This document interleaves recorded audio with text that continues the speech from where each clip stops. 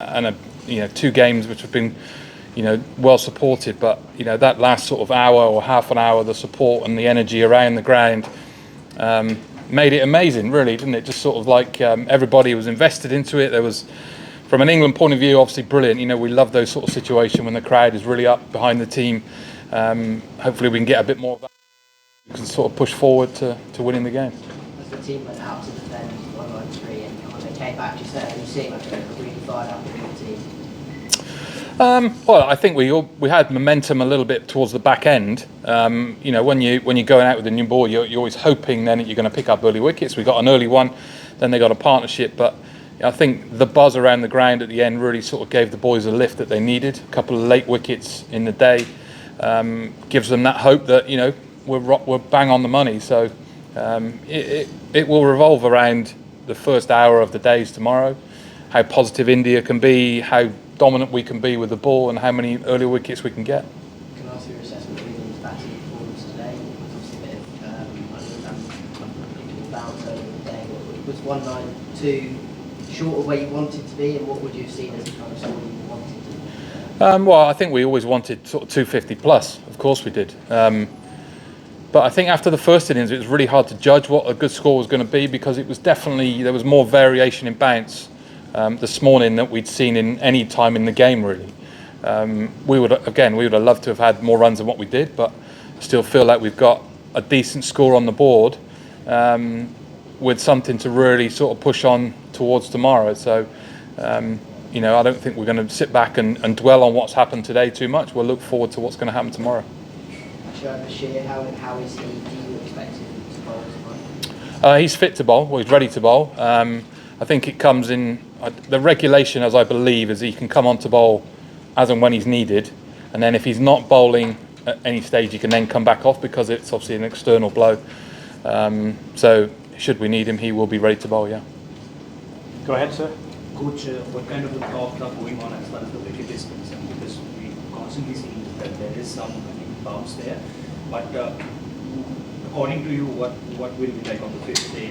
Was it something very close to where spinners will get ahead, or seamers will get along as far as this game is concerned? I think the majority of what we've seen is the variation in bounce from quick bowlers, people who can bowl balls that hit the seam, wobbling.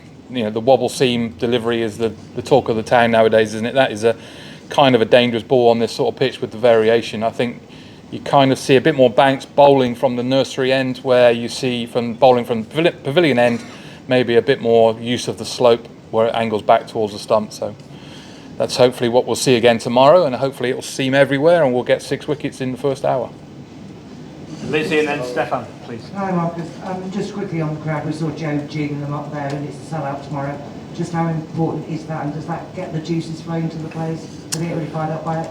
Oh, definitely. I think if we can create some form of atmosphere that's very similar to that, it may not start with the same way. It might take a wicket to sort of get it going.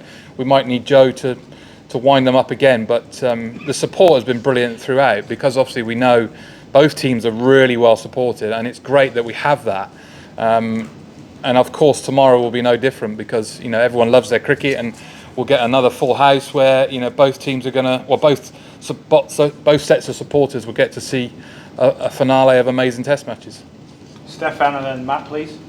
Just on the back of the atmosphere, what have you made of a bit of a tension, if the right word, between the teams, and are you pleased to see that? How much of an edge is that given to the action? Yeah, I think it definitely helps to the situation, doesn't it? I think having that competitive edge from both teams, where they're desperate to win. Both teams are desperate to win. They want to fight for every wicket, every run, everything, every opportunity you get. So I have no problems at all with what goes on. There was a bit last night. There was obviously a similar situation tonight where everything was happening, and it comes and goes. I think it creates for more people watching the game, which is definitely a good thing.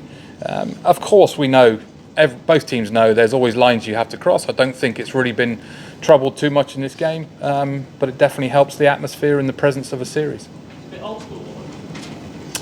Well, it's definitely got better in the last few years. It's definitely got more friendly in the last few years, because of everyone's playing together in franchise tournaments around the world, right? It's like you know, their teammates one week, and now they're opposition, and they're fighting for every tooth and nail. So, you know, sometimes it's good to create a little bit of something in the game. Matt, go ahead. Marcus, Harry Brooks taking quite a bit of criticism for his dismissal today. Could I just ask your assessment of, I suppose, shot selection versus poor execution, and how you and him will reflect on it as a back? Yeah, we've already discussed it. I think you could see the way that the ball was moving around, and that he chose that's the best way to try and counteract what was going to try and happen. I think, you know, when he scooped the 2 for 4 and then hit the next one for 6, we were all sitting back and really enjoying it. So sometimes you've got to take the rough with the smooth, and you're going to get it wrong, you're going to get it right.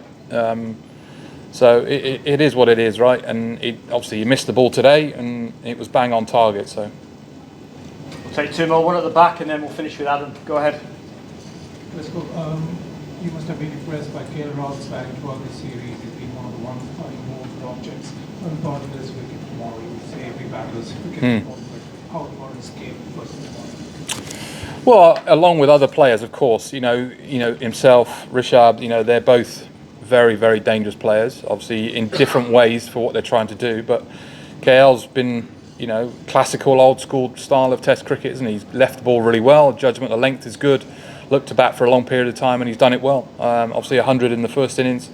Hopefully we don't, you know, we can get him out early, and we can start getting into the rest of the tail as they come along.